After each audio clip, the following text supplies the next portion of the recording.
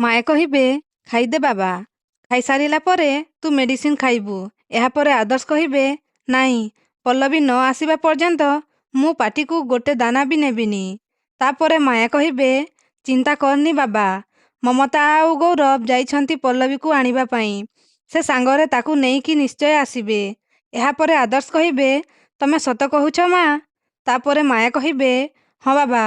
ପୁଣି ଆଦର୍ଶ କହିବେ ତ ଠିକ୍ ଅଛି, ଆଗେ ସିଏ ଆସନ୍ତୁ, ତାପରେ ମୁଁ ଖାଇବା ଖାଇବି, ଆଉ ମେଡିସିନ ବି ଖାଇବି, ଆଉ ତାଙ୍କରି ହାତରେ ଖାଇବି।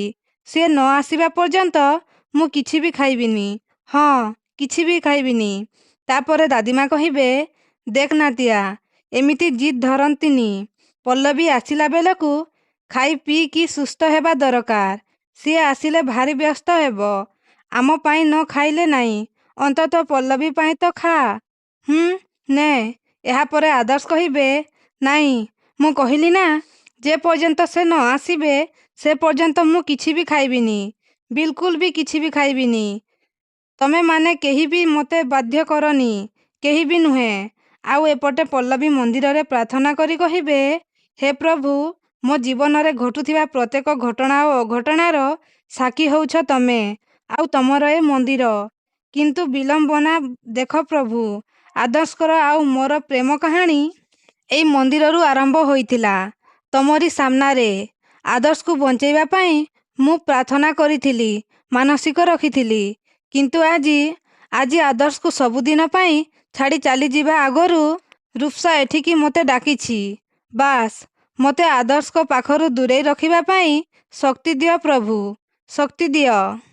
ତାପରେ ପଲ୍ଲବୀ ତାଙ୍କ ଲଗେଜ ଧରି ମନ୍ଦିର ବାହାରକୁ ଯାଉଥିବେ ଆଉ ରୁପ୍ସା ଆସିବେ ଆଉ କହିବେ ଦୁନିଆ ସାମ୍ନାରେ ଏମିତି ସରଳ ନିରୀହ ଶ୍ରଦ୍ଧାଳୁ ହେବାର ନାଟକ କରି ତୁ ଏ ସତକୁ ଲୁଚେଇ ପାରିବୁନି ପଲ୍ଲବୀ, ଯେ ତୁ କେଡ଼େ ବଡ଼ ମିଛେଇ ଆଉ ଠକ।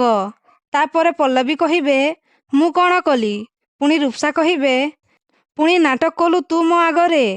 ତୁ ହିଁ ଗୌରବ ଆଗରେ ସେ ଫ୍ଲାଇଟ୍ ଟିକେଟ ବିଷୟରେ କହିଛୁ ନା? ଏହା ଶୁଣି ପଲ୍ଲବୀ ପୁରା ଆଶ୍ଚର୍ଯ୍ୟ ହେଇଯିବେ ଆଉ କହିବେ ନାଇଁ ନାଇଁ, ତୁ ଭୁଲ ବୁଝୁଛୁ ରୁପ୍ସା, ଏ ବିଷୟରେ ମୁଁ ଭାଇଙ୍କ ସାମ୍ନାରେ କିଛି ବି କହିନି। ତାପରେ ରୁପ୍ସା କହିବେ ହେ, ଏ ବେକାର ନାଟକ ବନ୍ଦ କର। ମୁଁ ତୋର ଏ ଫେକ୍ ଫ୍ଲାଇକେସନ ଶୁଣି ପାରିବିନି କି ତୋ ସାଙ୍ଗରେ ଏ ବାଜ୍ୟ ଗପ ଗପିବା ପାଇଁ ମୋ ପାଖରେ ସମୟ ନାହିଁ। ତାପରେ ଫ୍ଲାଇଟ୍ ଟିକେଟ ଦେଇ କହିବେ ଏଇ ନେ ନୂଆ ଫ୍ଲାଇଟ୍ ଟିକେଟ। ଫ୍ଲାଇଟ୍ ଟିକେଟ ଦେଖି ପଲ୍ଲବୀ ପୁରାପୁରି ଆଶ୍ଚର୍ଯ୍ୟ ହେଇଯିବେ। ପୁଣି ରୁପ୍ସା କହିବେ ତୋ ନୂଆ ନମ୍ବରକୁ ମୁଁ ହୋଟେଲରେ ଡିଟେଲ୍ସ ପଠେଇ ଦେଇଛି। ବାସ୍, ଆଜି ଦିନଟା ସେଇଠି ରହିବୁ ଚୁପଚାପ, ଆଉ କାଲି ସକାଳୁ ଫ୍ଲାଇଟ୍ ଧରି ସବୁଦିନ ପାଇଁ ଏ ଦେଶ ଛାଡ଼ି ଚାଲିଯିବୁ। ବୁଝିପାରିଲୁ? ନେ ଧର। ଆଉ ହଁ, ଆଉ ଗୋଟେ କଥା ଶୁଣ, ବଦମାସ ଗୌରବ ଚୁପ୍ ହେଇ ବସିବା ପିଲା ନୁହଁ। ଆଜିକାଲି ସେ କୁଆଡ଼େ ତୋର ବହୁତ ବଡ଼ ଭକ୍ତ ହେଇଯାଇଛି। ତେଣୁ ସିଏ ତୋତେ ଖୋଜିକି ବାହାର କରିବାକୁ ଚେଷ୍ଟା କରିବ। ସେଥିପାଇଁ ଫିରିକି ଫୁଲ ପରି ବାହାରେ ବୁଲାବୁଲି ନ କରି କାଲି ଫ୍ଲାଇଟ୍ ଟାଇମ୍ ପାଇଁ ଚୁପଚାପ ରୁମ୍ ଭିତରେ ବସି ରହିବୁ। ତୋର ଖାଇବା ପିଇବା ସବୁକିଛି ଠିକ୍ ଟାଇମରେ ତୋ ପାଖରେ ପହଞ୍ଚିଯିବ। ବୁଝିହେଲା? ତାପରେ ପଲ୍ଲବୀ ମୁଣ୍ଡ ହଲେଇ ହଁ କହିବେ। ପୁଣି ରୁପ୍ସା କହିବେ ଏବେଠୁ ସିଧା ହୋଟେଲକୁ ଯିବୁ, ଆଉ କାଲି ହୋଟେଲରୁ ସିଧା ଏୟାରପୋର୍ଟ। ତାପରେ ପଲ୍ଲବୀ କହିବେ ଠିକ୍ ଅଛି। ତାପରେ ରୁପ୍ସା ସେଠାରୁ ଚାଲିଯିବେ। ଆଉ ଏପଟେ ମମତା ଆଉ ଗୌରବ ରଞ୍ଜନଙ୍କ ଘରକୁ ଆସି କବାଟ ବାଡ଼େଇବେ। ତାପରେ ରଞ୍ଜନ କବାଟ ଖୋଲି କହିବେ ଆପଣମାନେ? ତାପରେ ଗୌରବ କହିବେ ଆପଣ ରଞ୍ଜନ ଅଙ୍କଲ ନା? ତାପରେ ରଞ୍ଜନ କହିବେ ହଁ। ତାପରେ ଗୌରବ କହିବେ ଇଏ ପଲ୍ଲବୀଙ୍କର ଶାଶୁମା, ମାନେ ଆଦର୍ଶଙ୍କର ଖୁଡ଼ୀ, ଆଉ ମୁଁ ତାଙ୍କର ପୁଅ ଗୌରବ। ତାପରେ ରଞ୍ଜନ କହିବେ ହଁ, ମୁଁ ଆପଣମାନଙ୍କୁ ଟିକେ ଟିକେ ଜାଣେ। ହୋଲି ସମୟରେ ଆପଣଙ୍କ ଘରକୁ ଯାଇଥିଲି ମୁଁ, ହେଲେ ସେଠି କାହା ସହିତ ଠିକ୍ ସେ ଦେଖା ହେଇ ପାରିଲାନି। କିନ୍ତୁ ଆପଣମାନେ ସମସ୍ତେ ଏଠିକି କାହିଁକି ଆସିଛନ୍ତି? ଏତେବେଳକୁ ତ ଆପଣମାନେ ଗାଁରେ ସମସ୍ତେ ଏକାଠି ରହିବା କଥା। ପଲ୍ଲବୀ ସେଠିକି ଯାଇଛି। ଏହା ଶୁଣି ମମତା ଆଉ ଗୌରବ ପୁରାପୁରି ଆଶ୍ଚର୍ଯ୍ୟ ହେଇଯିବେ।